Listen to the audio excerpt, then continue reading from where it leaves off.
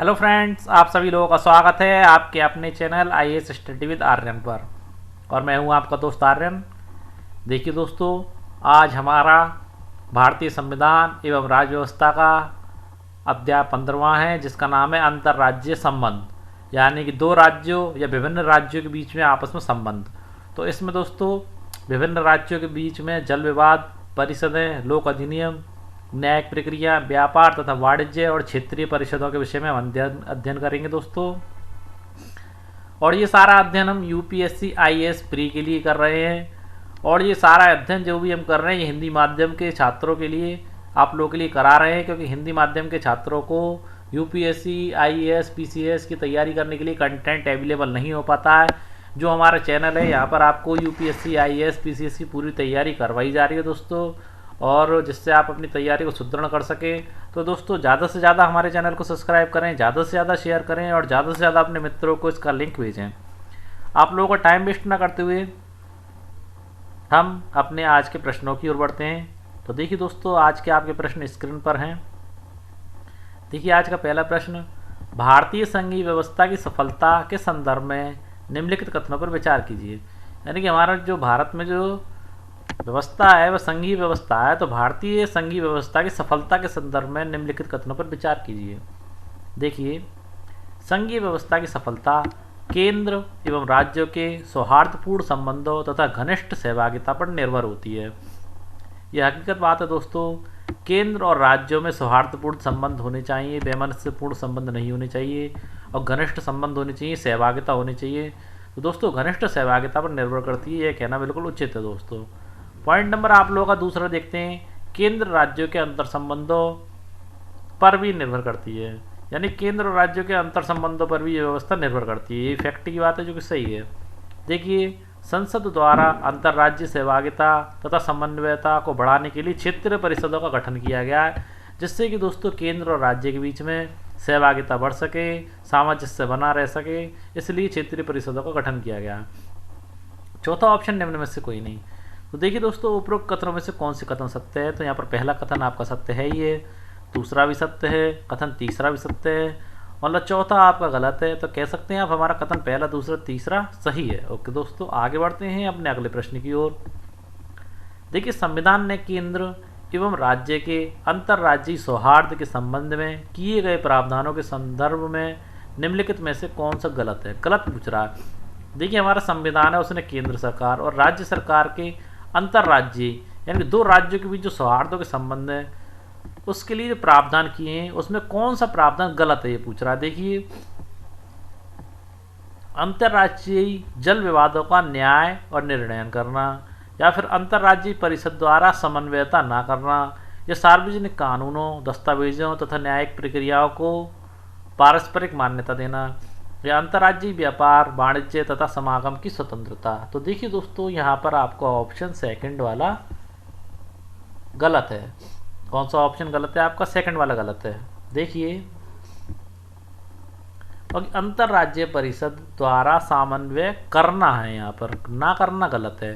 तो दोस्तों, अंतर्राज्यीय परिषद जब समन्वय करेंगी एक राज्य से दूसरे राज्य के बीच में, तभी सौहार्द बना रहेगा, सामंजस्य बना रहेगा।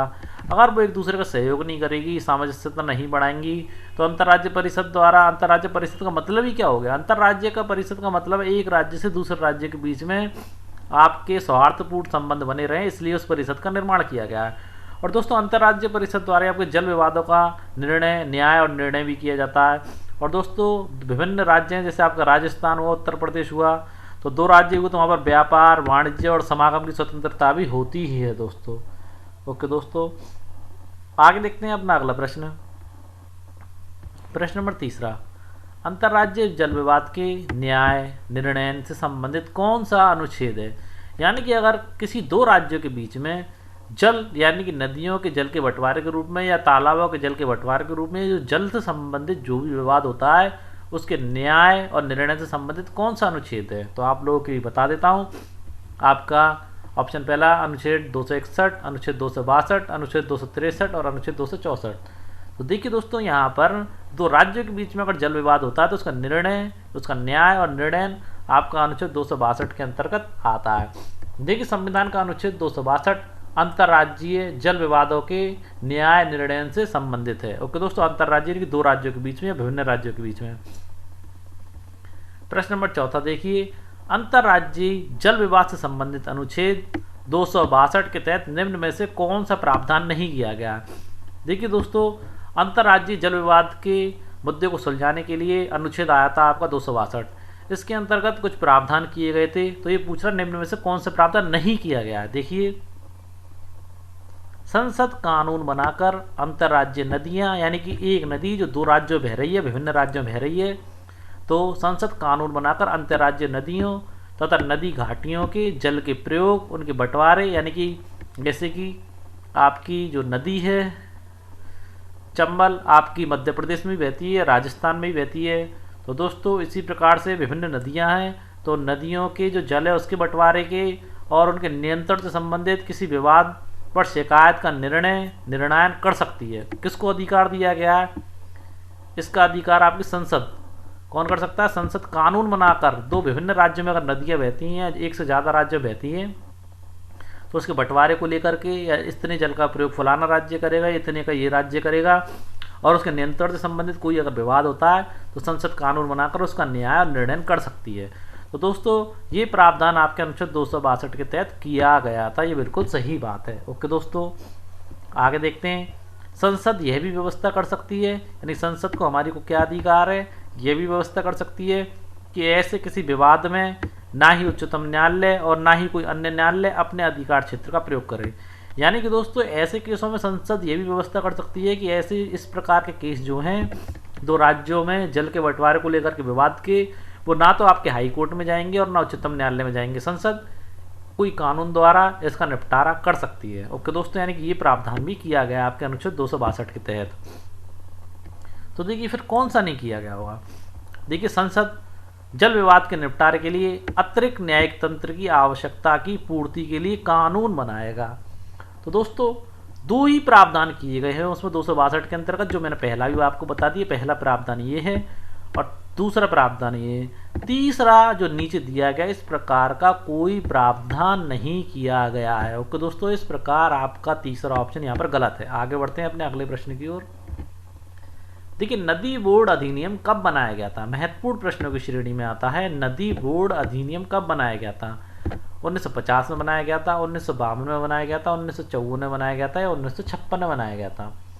तो आप लोगों को बता देता हूं दोस्तों, नदी बोर्ड अधिनियम आपका 1956 में बनाया गया था। इससे संबंधित महत्वपूर्ण जानकारी ये है दोस्तों कि संविधान का जो अनुच्छेद है हमारा 262, कौन सा अनुच्छेद दोस्तों?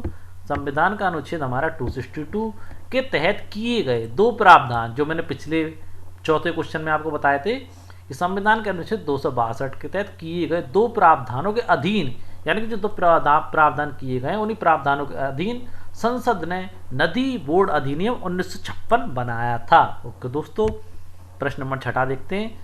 नदी बोर्ड अधिनियम 1956 के संदर्भ में निम्नलिखित कथनों में से कौन सा कथन गलत है? तो दोस्तों गलत कथन पूछ रहा है इस बोर्ड से, इस बोर्ड अधिनियम के संदर्भ में। तो देखिए, इसका निर्माण अंतर्राज्यीय नदियों तथा नदी घाटियों के नियंत्रण हेतु किया गया था। दोस्तों प्रावधान ही दो किए गए आपके अनुच्छेद 262 में कि नदी घाटियों के पानियों के जल के बंटवारे, नियंत्रण और प्रयोग। तो दोस्तों दो विभिन्न राज्यों की नदी और नदी घाटियों के नियंत्रण हेतु किया गया था, ये बात बिल्कुल आपकी सही हो जाती है। और देखिए, इसका उद्देश्य अंतर्राज्यीय यानी कि दो विभिन्न राज्यों की नदियों या एक से ज़्यादा राज्यों की नदियों और नदी घाटियों का विकास करना भी था। नियंत्रण भी होना चाहिए, विकास भी होना चाहिए, जल का वेस्टेज नहीं होना चाहिए। और देखिए, नदी बोर्ड की स्थापना संबंधित राज्यों के निवेदन पर केंद्र सरकार द्वारा उन्हें सलाह देने हेतु की जाती है। तो देखिए दोस्तों, छठा प्रश्न कह रहा है कि नदी बोर्ड की स्थापना संबंधित राज्यों के निवेदन पर केंद्र सरकार द्वारा उन्हें सलाह देने हेतु की जाती है। बिल्कुल सही बात है दोस्तों कि दो विभिन्न राज्य जल के बंटवारे को लेकर या उसके नियंत्रण को लेकर के आपस में लड़े ना, उन लोगों में सामंजस्य का भाव बना रहे, सौहार्दपूर्ण माहौल बना रहे। तो ये पॉइंट भी आपका सही है। तो गलत क्या है दोस्तों?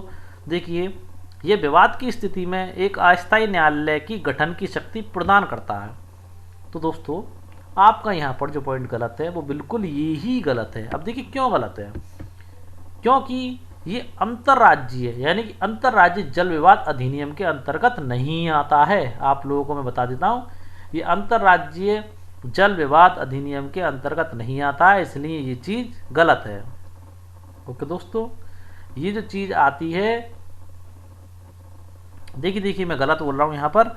ये जो आपको पॉइंट दे रखा है ना, ये है विवाद की स्थिति में एक अस्थायी न्यायालय की गठन की शक्ति प्रदान करता है।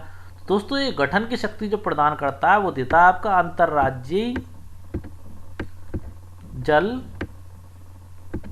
विवाद अधिनियम। अंतर्राज्यीय जल विवाद अधिनियम ये शक्ति प्रदान करता है आपको, और ये शक्ति आपको नदी बोर्ड अधिनियम प्रदान नहीं करता कि साहब आप अलग से कोई अस्थायी न्यायालय का गठन कर लें और इस विवाद का निपटारा करें। नदी बोर्ड अधिनियम के अंदर ये पावर नहीं है कि वो आपको ऐसे न्यायालय की स्थापना करने की ताकत दे सके। ये ताकत तो आपको मैंने बता दिया अंतर्राज्यीय जल विवाद अधिनियम ही देता है। इस प्रकार आपका प्रश्न के अकॉर्डिंग चौथा प्रश्न गलत, चौथा बिंदु जो ऑप्शन है वो गलत है। आगे बढ़ते हैं अगले प्रश्न की ओर। देखिए अंतर्राज्यीय जल विवाद अधिनियम जो मैंने पिछले पेज पर बताया, अंतर्राज्यीय जल विवाद अधिनियम 1956 के संदर्भ में निम्नलिखित कथनों में से कौन सा कथन गलत है।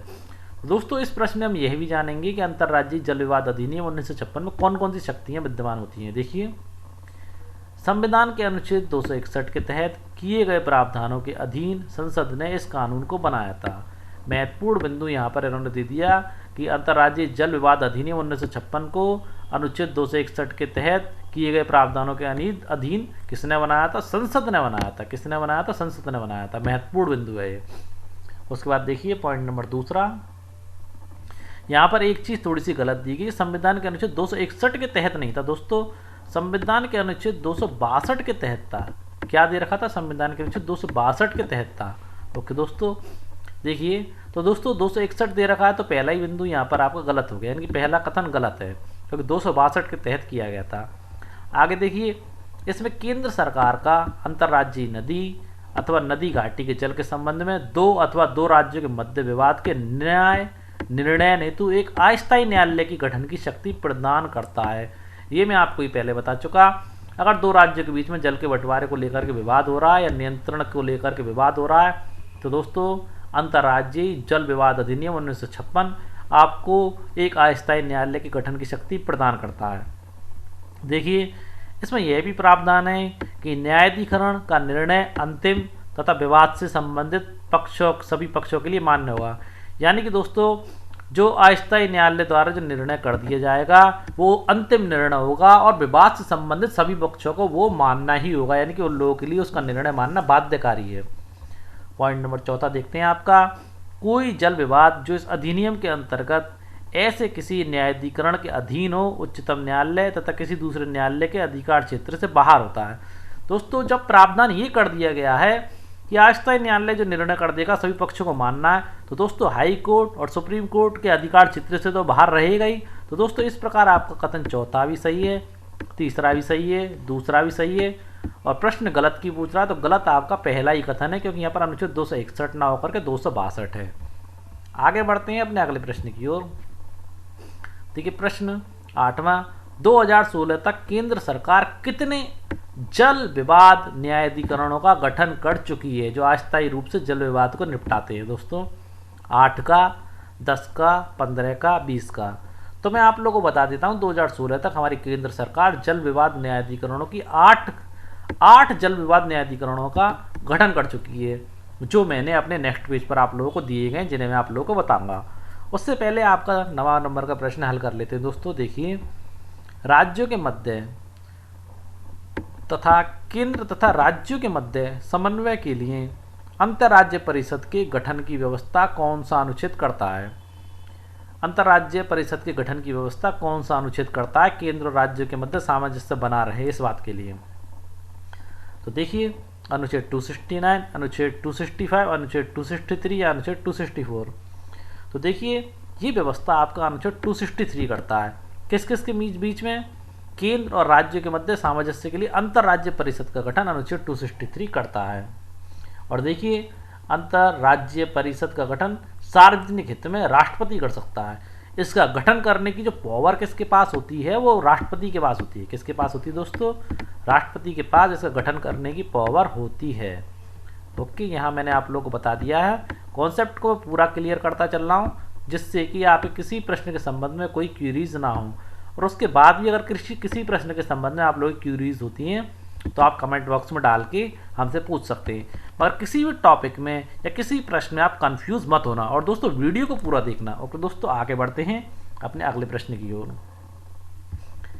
प्रश्न नंबर जो मैंने आपको यहाँ पर बताया था, देखिए कि 2016 तक केंद्र सरकार ने कितने जल विवाद न्यायाधिकरणों का गठन कर चुका है, तो उसकी लिस्ट मैंने यहाँ पर दी है। देखिए 8 का कर चुका है, जिसमें कृष्णा जल विवाद था आपका 1969 में, जिसकी मैंने आप लोगों को बताई थी 1969 में स्थापना हुई थी। इसके अंतर्गत महाराष्ट्र, कर्नाटक और आंध्र प्रदेश के बीच जल विभाजन का बंटवारा हुआ था। गोदावरी जल विवाद आपका 1969 था और नर्मदा जल विवाद आपका 1969 था।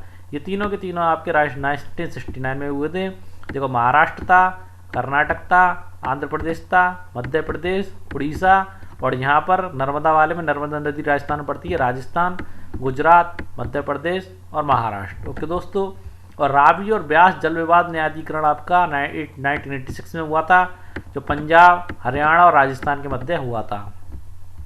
और कावेरी जल विवाद न्यायाधिकरण आपका 1990 में हुआ था। ये कर्नाटक, केरल, तमिलनाडु और पांडिचेरी के मध्य हुआ था। और देखिए दोबारा से द्वितीय कृष्णा जल विवाद न्यायाधिकरण, पहला आपका 1969 में हुआ था, दूसरा का हुआ 2004 में। यह आपके महाराष्ट्र, कर्नाटक और आंध्र प्रदेश के मध्य हुआ। और देखिए वंशधारा जल विवाद न्यायाधिकरण 2010 में हुआ, उड़ीसा और मध्य आंध्र प्रदेश के बीच में। और देखिए महादायी जल विवाद न्यायाधिकरण आपकी इसकी स्थापना 2010 में हुई। और देखिए बंटवारा किस किस के बीच हुआ, गोवा, कर्नाटक और महाराष्ट्र के बीच। दोस्तों 8 के 8 जल विवाद न्यायाधिकरण कहाँ कहाँ हुए, कौन कौन सी सन में हुए, किन किन राष्ट्रों के बीच में हुए, वो मैंने आप लोगों को बता दिया है।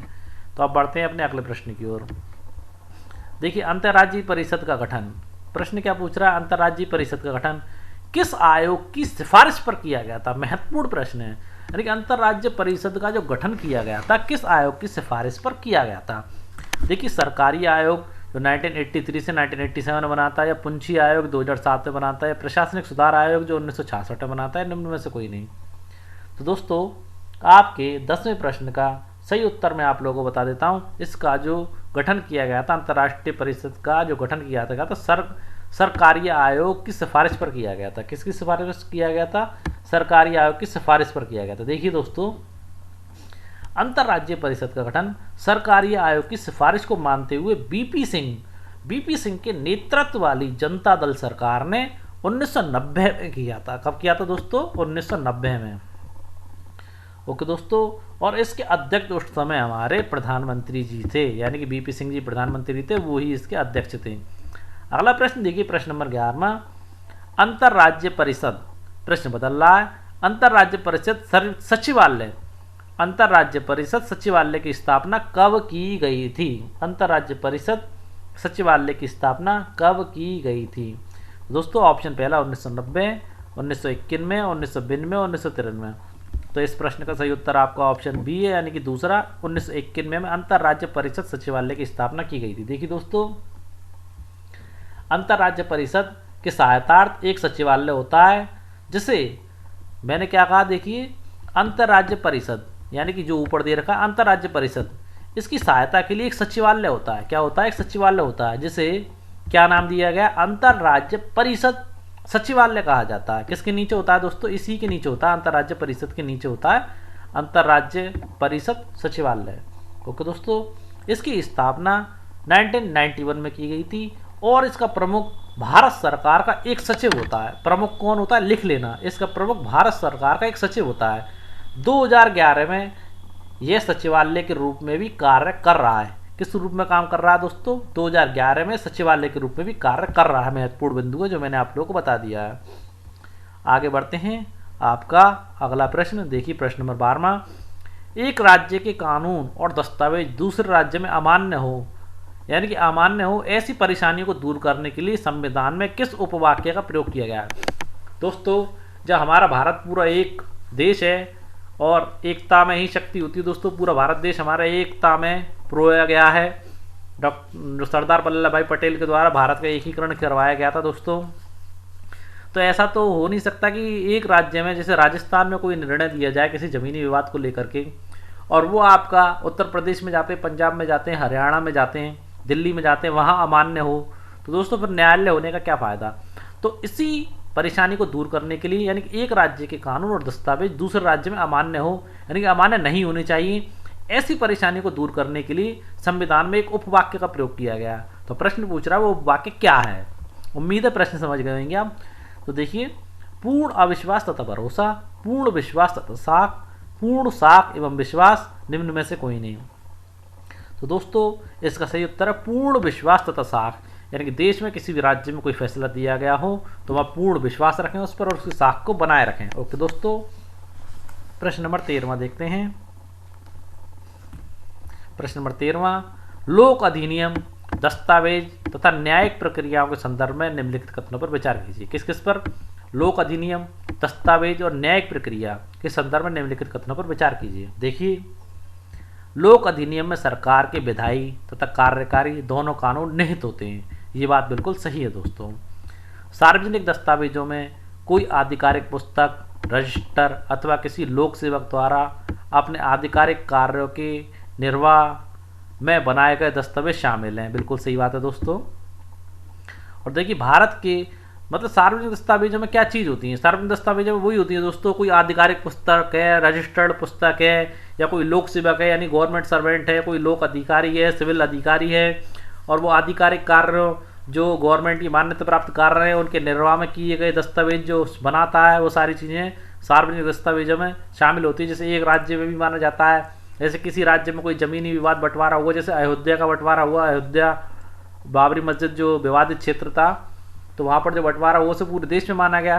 तो दोस्तों अगर एक राज्य में कोई फैसला हो रहा है तो उसे पूरा देश मानने के लिए बाध्य है।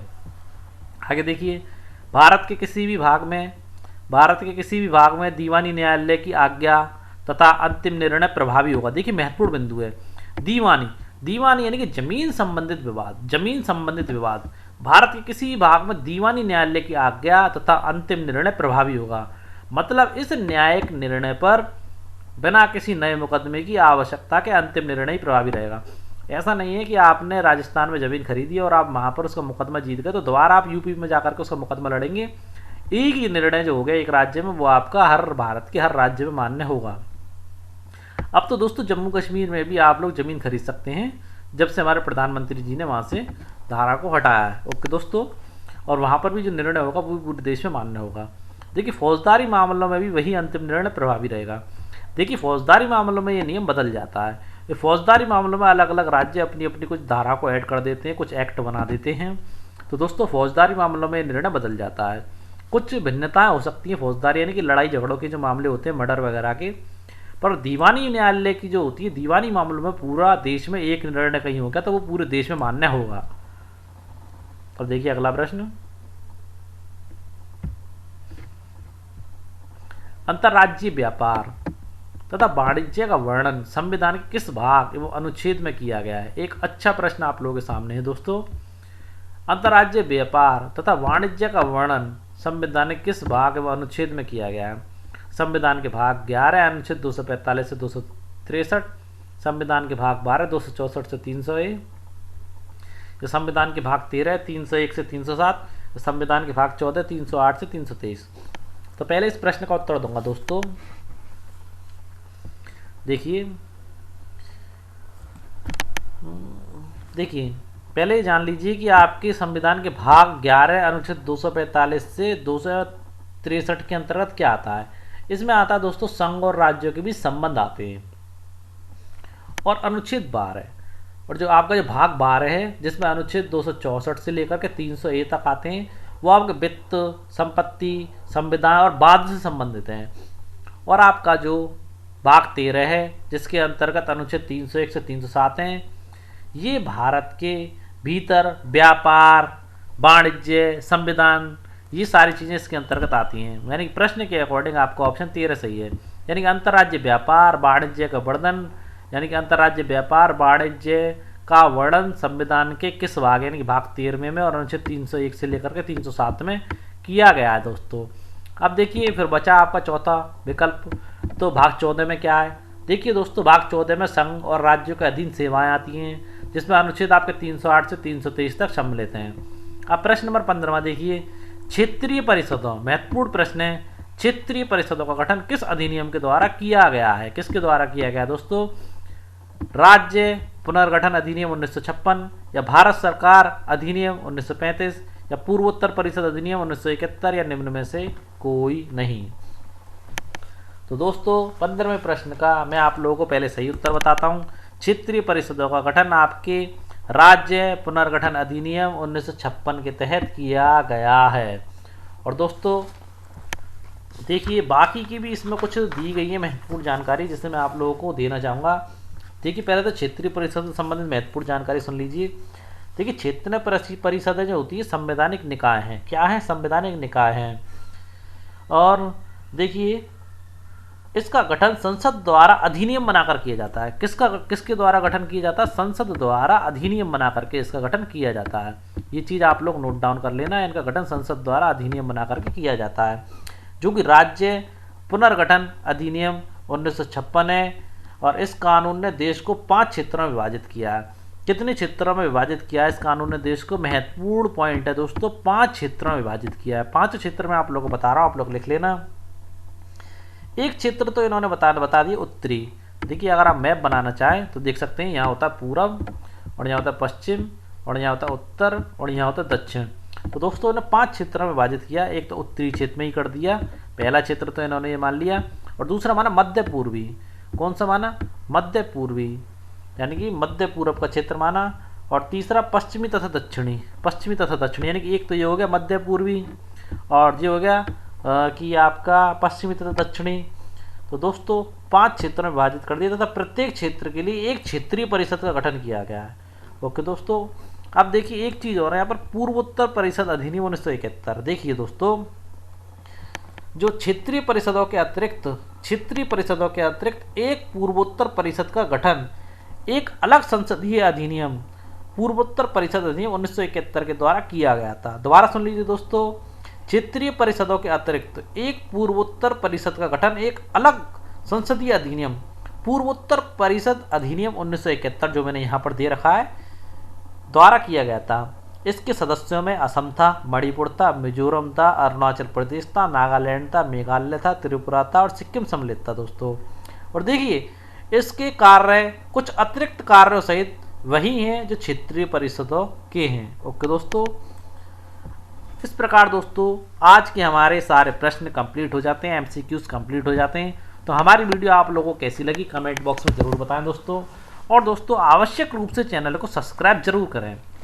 ओके दोस्तों, और हिंदी माध्यम के ज़्यादा से ज़्यादा छात्रों को जोड़ें, जिससे वो लोग यूपीएससी, आईएएस या पीसीएस की तैयारी करना चाहते हैं तो अपनी तैयारी को सुदृढ़ बना सकें। यहाँ पर हम बाकी विषयों के वीडियोस भी जल्द लाना प्रारंभ करेंगे। जल्दी से जल्दी आप लोगों को ज्योग्राफी की वीडियोस भी मिलना प्रारंभ हो जाएंगी। ओके दोस्तों, कल फिर मिलते हैं अपनी ऐसी एक अच्छी वीडियो के साथ। और आप लोगों से उम्मीद है आप सब्सक्राइब, लाइक, शेयर कर ही देंगे। ओके दोस्तों, जय हिंद दोस्तों।